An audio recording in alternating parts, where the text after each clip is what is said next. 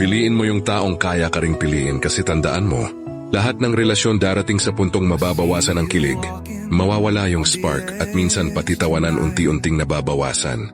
Pero ang totoong pag-ibig hindi lang basta pakiramdam, isa itong paninindigan. Hindi puro saya, hindi puro lambingan. Kasi sa totoo lang ang pagmamahal hindi lang tungkol sa mga magagandang araw, kundi sa pagpili niyong manatili kahit mahirap na. Maraming relasyon ang hindi nagtagal. Hindi dahil hindi sila nagmahal, kundi dahil mas pinili nilang tapusin kaysa ayusin. Mas pinili nilang hanapin ang kulang sa iba, sa halip na pagsikapang punan ng kulang sa isa't isa. Tandaan mo, hindi ito pelikula.